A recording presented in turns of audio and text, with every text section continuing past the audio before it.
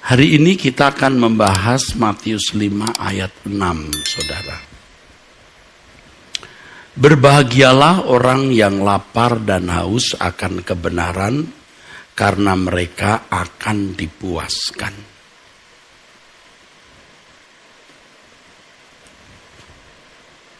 Saudara, kalau seorang pejabat tinggi yang sangat terhormat mengucapkan satu kalimat, maka kalimat itu menjadi berharga. Karena kita mempercayai pejabat tersebut dalam kapasitasnya sebagai pemimpin yang dipercayai kecerdasan atau hikmatnya, pasti memiliki pernyataan yang berkualitas tinggi. Kita juga seringkali membaca quote-quote yang bernilai dari orang-orang yang kita pandang sebagai patut didengarkan. Karena pernyataan-pernyataannya pasti memuat hikmat, kebijaksanaan, kecerdasan yang berguna. Nah,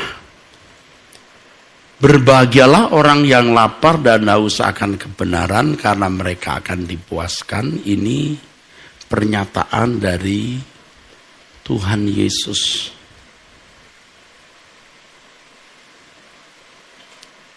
Yang lebih besar hikmatnya dari Salomo. Dia yang menyatakan diri sebagai sang kebenaran. I am the truth. Aletheia. Oleh sebab itu kalimat ini pasti memuat kebenaran yang hebat. Dan kita bukan hanya mau menganalisa ayat itu dan mengerti apa maksudnya. Kita bukan hanya mau mendengar kebenaran yang termuat di dalam kalimat Matius pasal 5 ayat 6 ini, tetapi kita mau berkomitmen mengenakan di dalam hidup kita supaya kita mengalami kuasa dari perkataan sang firman, sang kebenaran ini. Saudara dan saya sendiri walaupun sudah membaca ayat ini berulang kali dan juga telah mengkhotbahkannya, harus merasa bahwa ayat ini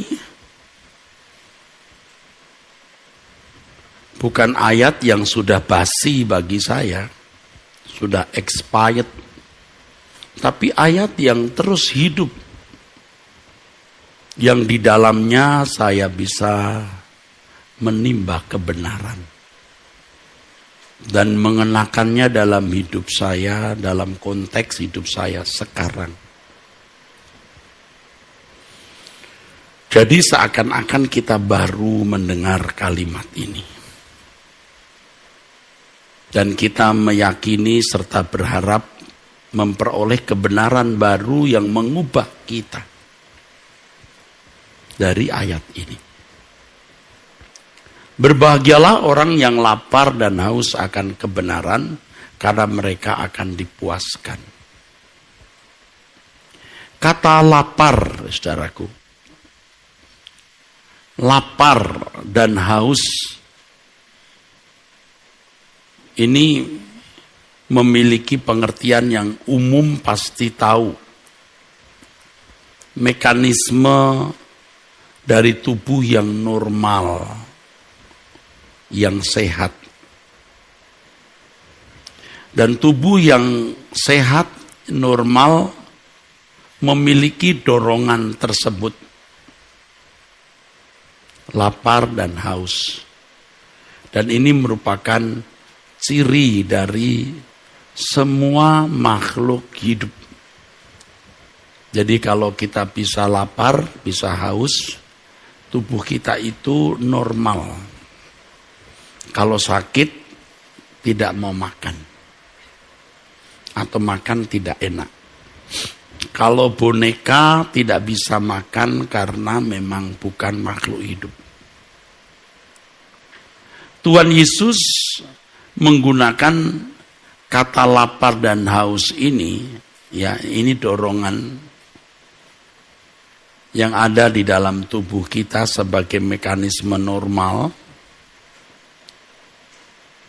untuk gambaran kehidupan orang Kristen yang benar, orang Kristen yang sehat.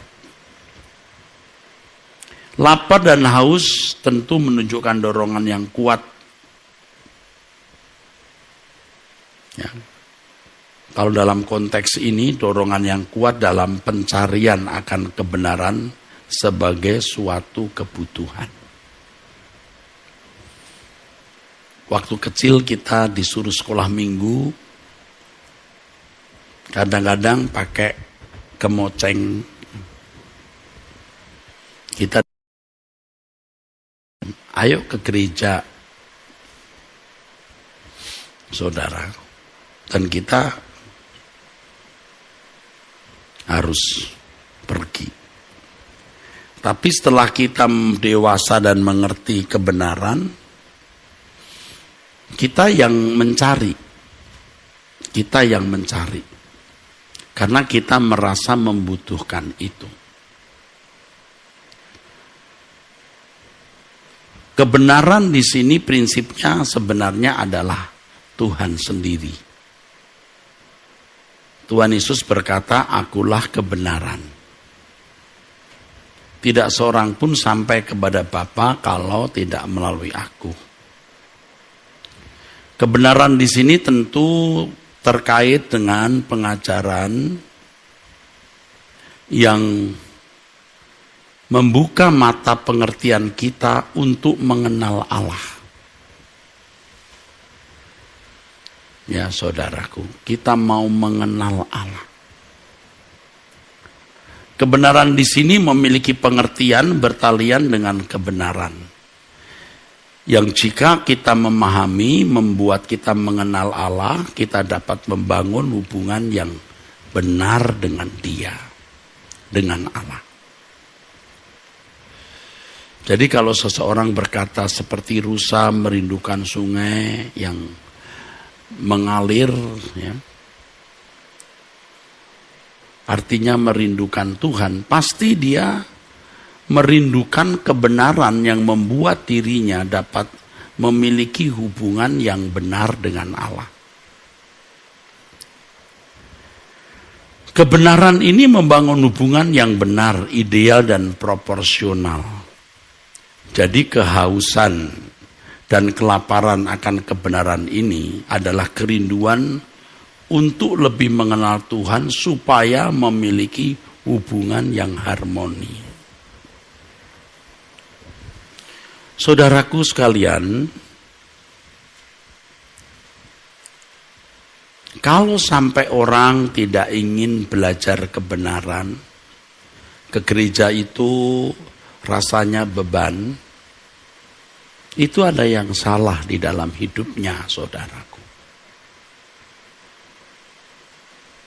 Saudara ingat waktu saudara baru-baru bertobat yang namanya cinta mula-mula, ya. Kita memiliki banyak kesibukan, tapi kalau ingat nanti aku akan membaca Alkitab. Ketika sudah menyelesaikan tugas, lalu kita bisa membaca Alkitab. Betapa menyenangkan membaca Alkitab itu. Kita bisa baca dari Kejadian sampai Wahyu, balik lagi, saudara. Hari Minggu kebaktian bisa pagi, sore, nanti ada kebaktian doa, nanti kebaktian apalagi. Rasanya mau tiap hari ke gereja. Apalagi kalau ada seminar, ada KKR. Aduh saudara, Kita merindukan itu. Kalau dulu zaman saya masih muda, cinta pertama saya kepada Tuhan, itu kalau KKR itu biasanya malam minggu. Waduh, kemanapun kita pergi, rame-rame rombongan, ada KKR, ada kebaktian kebangunan rohani, atau kebaktian-kebaktian seperti itu, kesembuhan ilahi, ya, semangat atau gairah gitu, saudara. Itu sebenarnya sama dengan haus dan lapar akan kebenaran. Kebaktian doa semalam suntuk. Kalau dulu menyambut Pentakosta, ya, ada kebaktian 10 hari, 10 harinya kita kebaktian, saudara.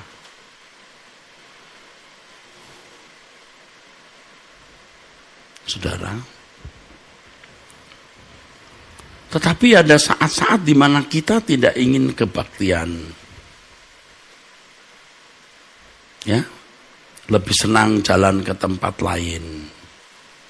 Rasanya enggan membaca Alkitab. Doa semalam suntuk, mau maksa diri. Aduh, ngantuk rasanya.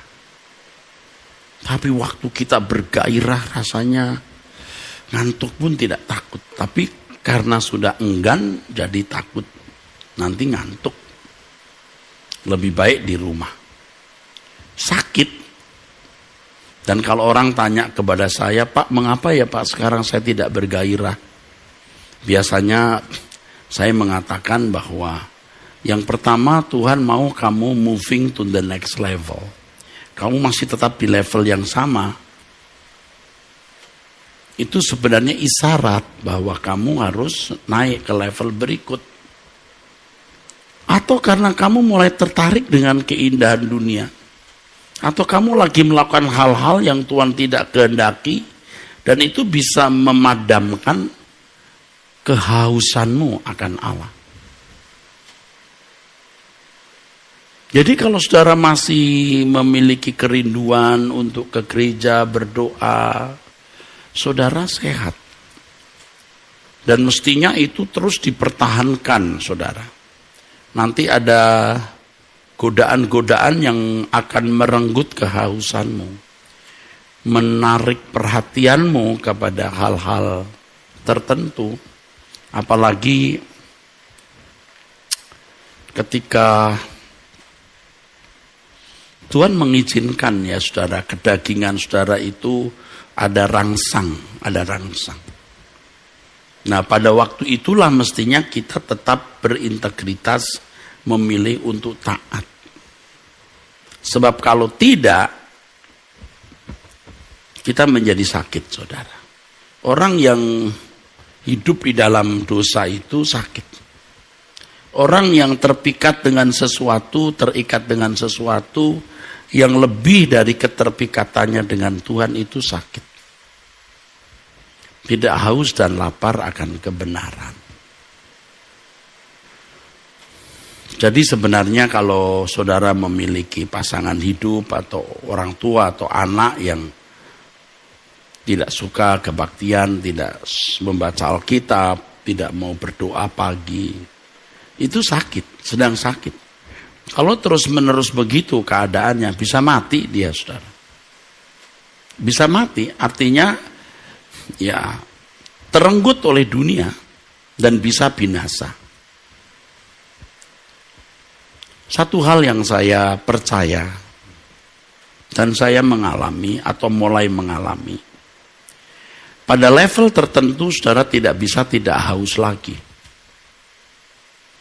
Pada level tertentu Anda tidak bisa tidak lapar lagi. Saudara merasa bahwa kebutuhan saudara itu hanya Tuhan.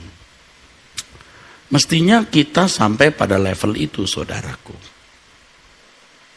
Kita bisa memiliki rumah, mobil, jabatan, kedudukan, dan lain-lain. Tapi kita tidak merasa itu sebagai sesuatu yang bernilai lagi. Menjadi bernilai kalau kita gunakan itu untuk kepentingan Tuhan. Apalagi kalau kita sudah bisa menyembelih nafsu-nafsu kita. Kita tidak bisa tidak haus, kita tidak bisa tidak lapar. Lagi kita haus dan lapar.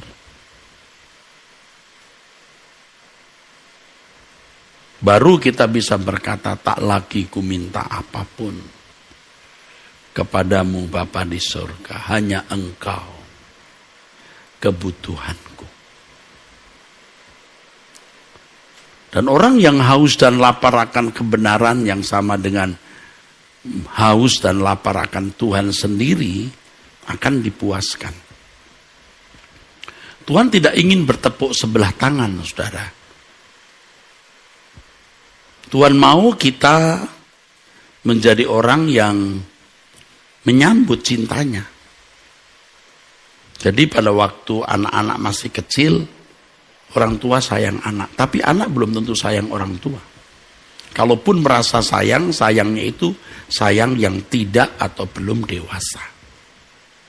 Kalau anak peluk mami, papinya dan berkata sayang mami, papi, usia 4, 5, 6, 7 tahun, 8, 9, 10 tahun, itu masih belum matang atau belum dewasa. Ya. Dulu waktu anak saya Stefani masih kecil, ya terus terang saya kurang waktu untuk memperhatikan. Istri saya sering mengatakan kamu suap anak-anak. Ya memang faktanya begitu. Karena tidak punya banyak waktu mengurus anak, sehingga kalau kumpul anak minta apa saja saya beri.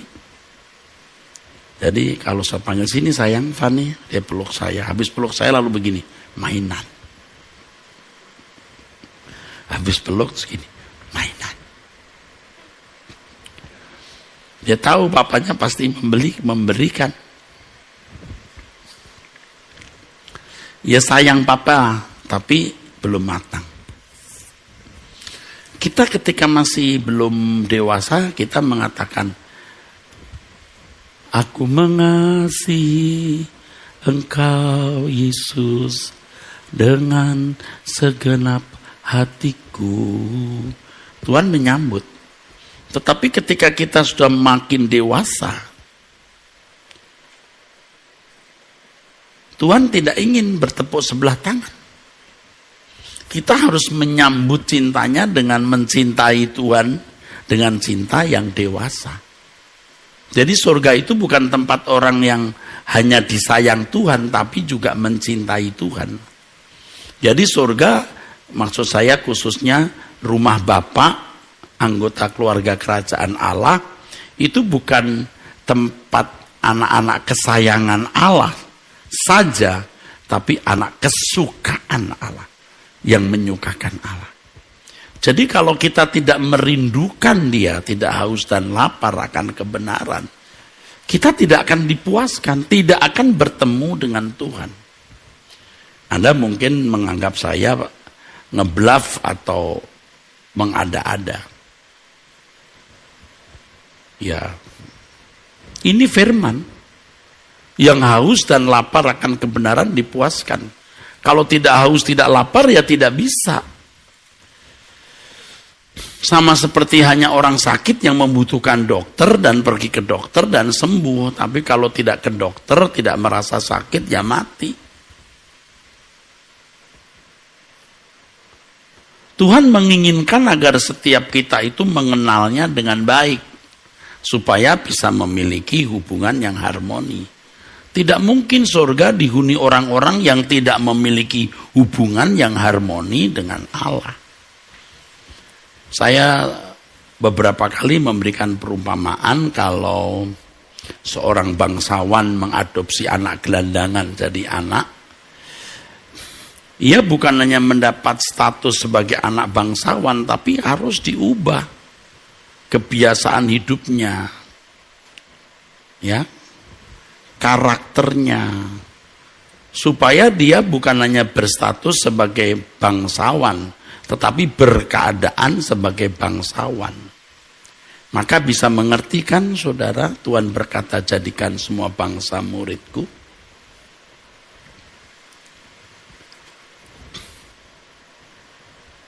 Ada orang yang berkata kepada saya, Pak, kita sudah diselamatkan, kita tidak usah baperan gitu. Baperan. Jadi merasa diri itu berdosa terus. Betul. Itu di chatting waktu doa.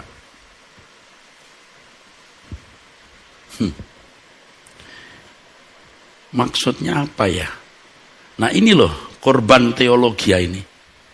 Korban sistematika teologi itu ini loh. Sudah dibenarkan, lalu benar, lalu ya sudah. Ini loh korbannya. Saudara dengar khotbah saya tadi pagi jam 11. Ya. Bukan salah sistematika teologi itu, tetapi orang harus mengalami Tuhan. Supaya tahu teologi yang benar itu. Tuhan membenarkan kita, amin. Menghapus dosa-dosa kita, amin. Dosa yang mana ya? Karena ada dosa dalam perilaku atau tindakan, tapi juga ada dosa dalam bentuk potensi. Nah, potensi ini tidak bisa hilang dengan sendirinya. Harus digarap. Lalu di dalam chatting itu dia juga berkata, Pak, kita kalahkan dunia dengan iman. Loh, iman itu apa? Iman itu penurutan terhadap kehendak Allah. Apakah hanya yakin lalu otomatis kita menang terhadap dunia? Dunia itu apa juga? Dunia itu spiritnya, gairahnya yang sudah terinfeksi di dalam diri kita. Yang menginfeksi kita terpapar ini saudara. Ini yang harus disembuhkan. Dengan apa? Firman. Firmanmu menguduskan. Darah Yesus menguduskan kita. Iya, semua perbuatan dosa kita telah selesai. Tapi kodrat dosa belum selesai. Itu yang harus diselesaikan. Supaya bukan hanya perbuatan kita yang salah, yang diampuni, yang diselesaikan.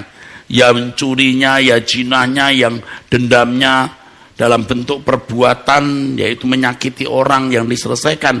Tapi potensi ini, potensi mencuri, berzina, potensi membalas kejahatan dengan kejahatan, ini yang diselesaikan, yang mungkin belum terekspresi dalam tindakan, belum terwujud. Harus diselesaikan. Nah kalau itu tidak diselesaikan, di surga nanti banyak orang masih berpotensi berbuat dosa. Nah begitu kan saudara. Dan tidak mungkin Tuhan harmoni dengan orang-orang yang memiliki potensi itu. Dan kita mesti jujur melihat adanya potensi-potensi yang masih ada itu. Kita tidak baperan saudaraku, apanya baperan. Lalu ada chatting yang, Bapak jangan mengasihi diri. Loh, justru kita mengasihi Allah, bukan mengasihi diri kita. Kita mau mengasihi Tuhan. Kalau mengasihi diri ya udah kita mau puas-puas, mau senang sendiri. Karena kita belum seperti Yesus. Kita harus sempurna seperti Bapa serupa dengan Yesus. Jadi kalau anak sekolah dapat nilai 6, 7 lalu nangis baperan. Mengasihani diri. Kan tidak. Karena tidak mau melukai hati mama papa. Itu maksudnya. Jadi saya membaca chattingan itu sedih saudara. Ini korban dari sistematika teologi yang memang hanya teori saja. Sistematika teologi itu bagus, harus dipelajari, tapi kalau hanya menjadi ilmu, nah itu korbannya. Tuhan merindukan agar setiap kita itu mengenalnya dengan sungguh-sungguh, saudaraku. Ya. Tadi pagi saya ilustrasi, saya mau stem gitar karena belum bisa tahu nada. Tadi putarannya hanya saya samakan dengan putaran gitar yang tidak fales, arah putaran itu. Ya tetap fales. Mestinya belajar dulu. Do, Tong, tong, tong, tong. Oh, dirasa ini. Tuhan itu harus dialami, dirasa. Bukan hanya di pikiran saja. Nah, untuk itu kita harus haus dan lapar akan kebenaran. Dan tiap hari Tuhan selalu menyediakan berkat pengenalan akan Dia. Tiap hari. Dia hidup. Saudara ngerti nggak? Tidak sedikit orang yang belajar teologi, entah di sekolah teologi secara formal atau hanya kursus, lalu sudah memiliki sertifikat, lalu mengajar orang. Ini loh, pengetahuan ini. Bukan salah, harus dimatangkan dengan pengalaman. Sebab Tuhan itu dinamis dan hidup ini kan berdinamika. Seiring dengan pergumulan hidup setiap hari, yang kita alami secara pribadi maupun perubahan zaman, Allah juga bergerak kan, bermanuver kan, berdinamika. Nah, kita mesti mengenal Allah seperti itu. Jangan hanya puas dengan doktrin yang sudah dirumuskan beratus-ratus atau beribu tahun lampau. Kan jadi konyol kita. Itu bisa menjadi pertimbangan dan bukan sesuatu yang dibuang. Tapi pengalaman dengan Tuhan secara real harus dialami. Haus dan lapar akan kebenaran itu pada dasarnya haus dan lapar akan Allah sendiri.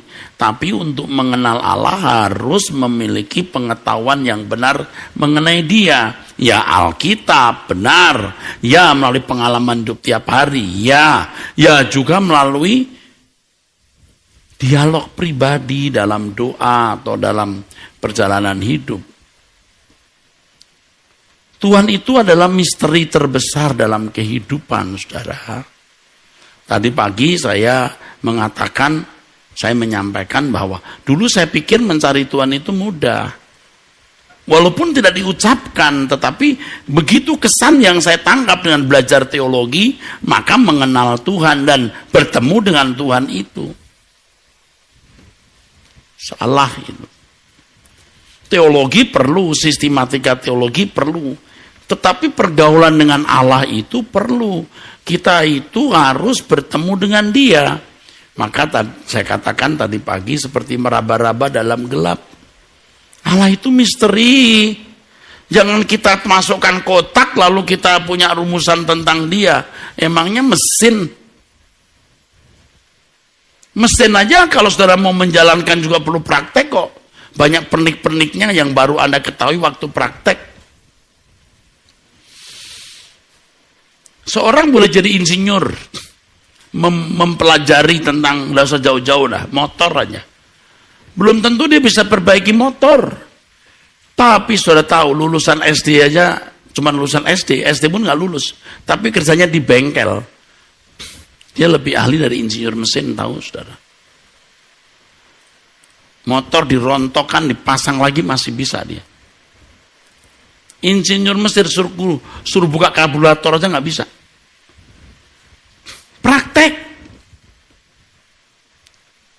Meraba-raba sampai kita menemukan Tuhan. Akhirnya kita menemukan, tidak meraba-raba saja. Jika kita tidak mengenal kebenaran, kita bisa saja menjadi salah dalam mengenal Tuhan. Yang sebenarnya bukan Tuhan yang dimaksud Alkitab. Saya tidak tahu bagaimana saya membahasakan bahwa Allah itu dinamis.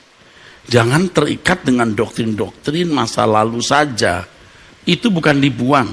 Jangan saudara terkungkung, terbelenggu, tersandera, tertawan oleh keputusan-keputusan konsili yang semua hanya doktrinal secara kognitif.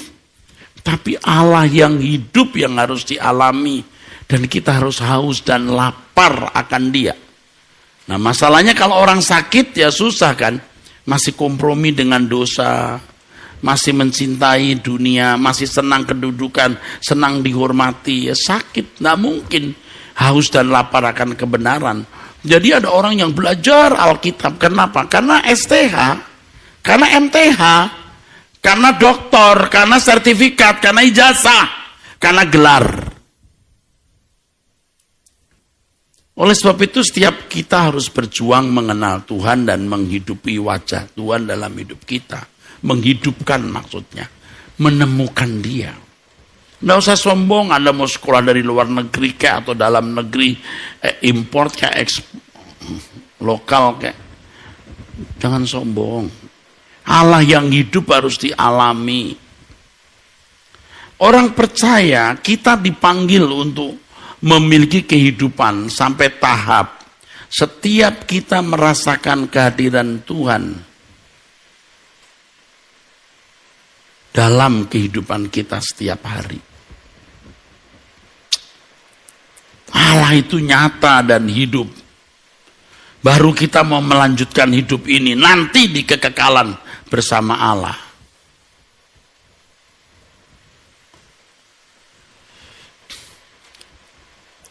Saya terus terang ya, masih kagum dan gak habis mengerti.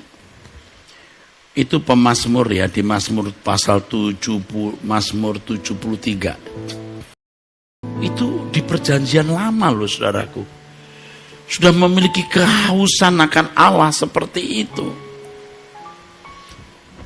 Itu luar biasa.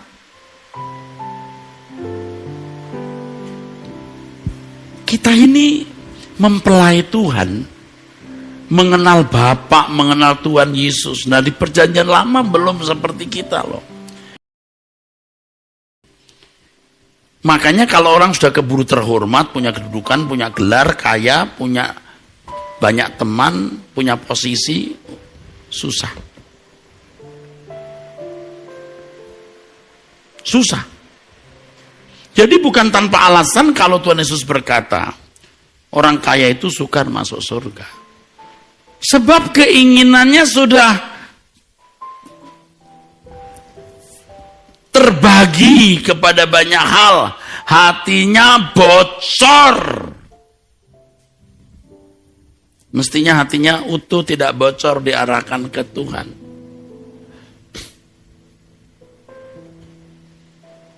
Mestinya begitu, saudara. Siapa gerangan ada padaku di surga selain engkau? Selain engkau tidak ada yang kuingini di bumi. Wow, saudara. Ini baru standar. Nah orang begini baru bisa nyanyi. Coba saudara. Sekian puluh tahun jadi pendeta. Baru setelah tua begini saya bisa mengerti apa artinya merindukan Tuhan. Kalau aku ketemu Tuhan Yesus suatu hari. Waduh betapa indahnya. Dan aku bisa mencium kakinya dan mengatakan Tuhan, aku telah menyelesaikan tugasku. Kalau dulu kadang-kadang masih on off ya saudara. Tapi sekarang makin hari makin tidak. Maka saya omeli diri saya marahi diri saya. Kalau saya tertarik sesuatu yang membuat saya kurang merindukan Tuhan, saya marah. Saya marah terhadap diri sendiri. Kenapa kamu tidak merindukan Tuhan? Kadang-kadang malam hari sebelum tidur saya sudah pengen cepat jam 5 pagi. Jam 4:15 saya sudah bangun, 4:30 sudah siap. Jam 5:20 sudah mulai. Wow, indah saudaraku. Dan rasanya itu hari yang terakhir. Aku harus hidup benar. Nanti makan apa saja jadi enak saudaraku. Tapi saya tidak bisa kumpul dengan banyak orang lagi. Kalau ngomongnya enggak juga saya enggak sejahtera saudaraku. Saya mau kumpul dengan orang-orang yang ngomongnya Tuhan, pekerjaan Tuhan, dan lain-lain. Yang terkait dengan pelayanan.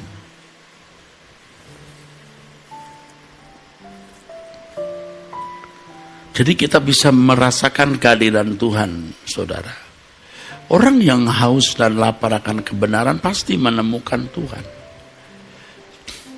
Hal ini harus dimulai dari menghidupkan perasaan Tuhan di dalam hidup kita. Dan kita minta supaya kita bisa merasakan perasaan Tuhan. Anda ngerti nggak kalau kita punya pasangan hidup? Kalau kita benar-benar cinta dan mau membahagiakan dia. Kita tiap hari meneropong perasaannya. Dia seneng nggak? Dia bahagia nggak? Aku buat ini dia seneng nggak? Aku buat itu dia seneng nggak? Itu maksudnya. Nah kita untuk Tuhan begitu nggak? Atau dia seperti barang di museum.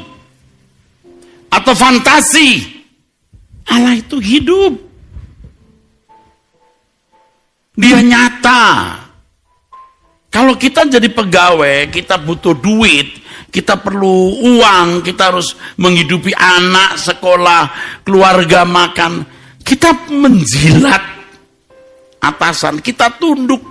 Ya kalau kata menjilat kasar, kita nurut saja apa yang atasan maui. Mencoba membaca perasaannya supaya jangan dia terluka atau marah. Demi kehidupan nafkah di bumi. Lah ini demi kekekalan kok kita bisa loh. Tidak menjaga perasaan Tuhan loh. Bisa loh. Nah itu yang kita lakukan selama bertahun-tahun. Yang ngomong tentang Tuhan, ya katanya melayani Tuhan. Tapi tidak tiap saat kita mencoba berusaha mengerti perasaan Tuhan.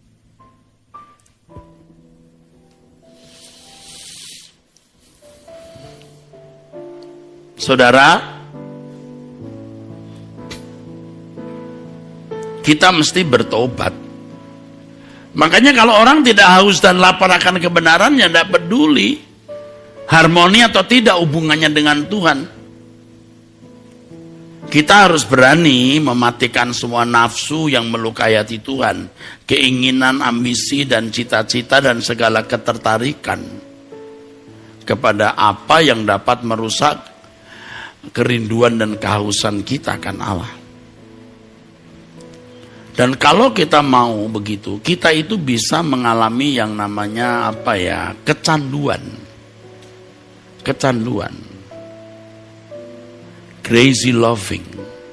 Kita gila-gilaan cinta Tuhan supaya tingkat kecanduan mengenal Dia dan kuasa kebangkitannya mengalami Tuhan itu ada.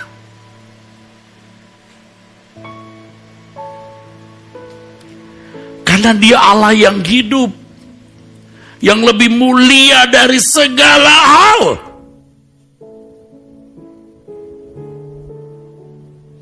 Bahkan Dia lebih berharga dari nyawa kita sendiri. Karena kita punya nyawa pun dari Tuhan.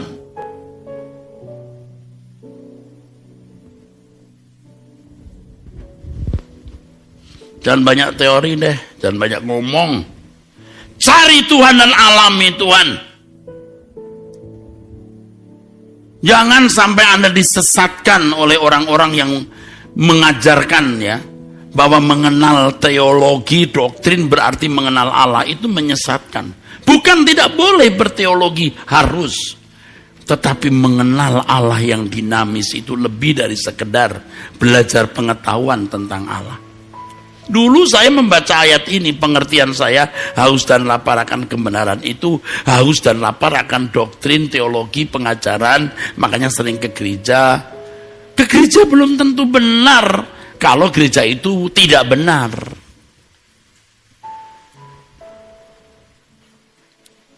Kita tidak boleh menyisakan sedikit pun celah untuk menikmati kesenangan selain Tuhan. Loh, jangan pikir saya tidak punya kesenangan, saya punya hobi. Tapi saya betul-betul punya rem. Jangan bablas ya. Sampai di sini stop. Karena saya tahu ini bisa merusak, mendistrak.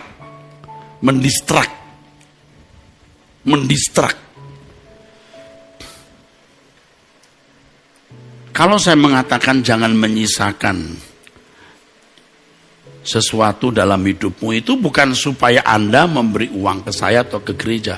Ini kalau mikir begitu, aduh bodoh. Dan menurut saya jahat ya. Karena udah bodoh, nggak ngerti jadi jahat. Seakan-akan kita tuh cari, ya udah kamu jadi miskin semua ya, uangmu kasih gereja. Apalagi kalau berpikir misalnya, biar pendeta bisa beli rumah, mobil bagus. Wow. Aduh. Maksudnya jangan menyisakan itu di batinmu. Engkau punya uang, harta, itu punya Tuhan yang di tanganmu. Belum tentu juga Tuhan suruh kamu kasih uang untuk gereja. Kalau beri juga mesti gereja yang mana? Tentu untuk gereja di mana kita berbakti, kita harus ikut mendukung. Tapi bukan berarti lalu sembarangan semua uangku kita berikan di gereja itu. Ya tanya Tuhan dong, kan semua milik Tuhan. Maka buat saya mengerikan juga menggunakan uang gereja itu kalau bukan untuk sesuatu yang benar-benar berguna untuk pekerjaan Tuhan. Wah, mengerikan, saudara. Jika kita menyisakan celah untuk menikmati dunia, maka hal itu akan membuat cinta kita kepada Tuhan tidak utuh. Oh, tidak utuh. Kalau pria jatuh cinta ke wanita lain, walau udah punya istri, tidak mungkin dia nggak selingkuh. Itu sudah selingkuh dalam batin. Tertarik saja kepada wanita lain, itu tidak utuh cintanya. Tahu nggak siapa yang bisa mengalahkan nafsu seperti itu? Orang yang benar-benar tidak mau melukai perasaan Tuhan. Istri mah bisa dibohongi, saudara. Wanita itu bisa dibohongi. Tapi Allah tidak bisa ditipu. Makanya kita takut akan Allah. Udah cukup aman. Makanya ibu-ibu ya, mau jagain suamimu dengan cara apa enggak bisa. Gadgetnya saya kontrol, Pak. Dia kemana saya tahu, Pak. Gadgetnya terhubung dengan saya, Pak. Kalau dia mendapatkan WhatsApp atau apa, saya juga bisa baca. Oke, apalagi? Saudara, setan juga punya cara untuk membuat pasangan hidupmu nakal. Tapi kalau pasangan hidupmu takut akan Allah, dia tidak benar, digampar dia sama Tuhan. Nah, kita juga begitu terhadap Tuhan, tertarik sedikit aja. Tuhan tahu, ngapain kamu nengok-nengok ke situ? Ya Tuhan cuman gini doang, tersinggung. Nggak boleh, Eras. Oke.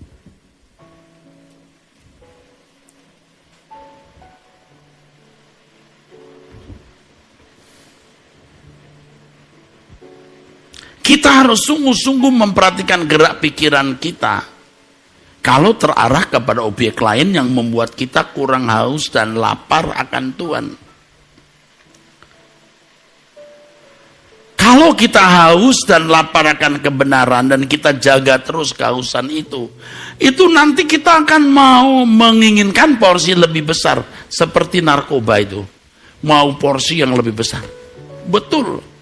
Akhirnya kita menjadi fanatik dan menjadi sangat fanatik. Kalau orang baru menjadi Kristen dapat dipahami apabila orang tersebut belum terlalu mengingini Tuhan atau mengingini Tuhan secara tidak dewasa. Saudara kalau saudara anggap Tuhan itu ini, Anda cinta tapi belum mendapatkan godaan, ini loh lebih bagus. Oh, Anda nggak jatuh, dimunculkan lagi yang lain ini. Kalau ini, tapi kalau Anda mengenal Tuhan ternyata dia bukan sekedar begini, lebih mengenal. Wow, ternyata dia bernilai. Ternyata dia bernilai. Jadi jika derajat kerinduan kita terus kita kembangkan, kita tidak akan terpengaruh yang lain sampai pada level tertentu, kita tidak bisa lagi mengingini yang lain.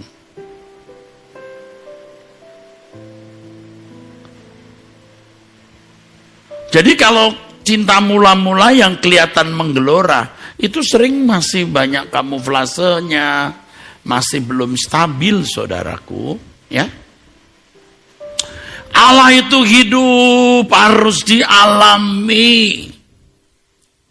Makanya kalau ada orang yang doa pagi, besok tidak doa pagi, males. Saya sih lama-lama ngukur, kamu lebih cinta matamu daripada cinta Tuhan. Saya mengerti ada orang-orang yang berumur yang gak bisa bangun pagi, itu mengerti. Tapi kalau anak-anak muda sampai kamu tidak berdoa pagi jam 5 bersama Om Eras, kamu itu lebih mencintai dunia. main gadget bisa jam 1, jam 2 pagi, lalu jam 5 tidak mau doa. Nanti kalau kamu diusir dari hadapan Allah baru nangis pumbai kamu. Dan gak ada yang bisa menyelamatkan kamu. Ngerti gak? Pacu dirimu. Kadang-kadang saya bangun pagi masih capek. Aduh pengen tidur. Nggak mungkin. Saya ditunggu sekian ribu orang loh. 2.700 lebih. Gadget belum lagi.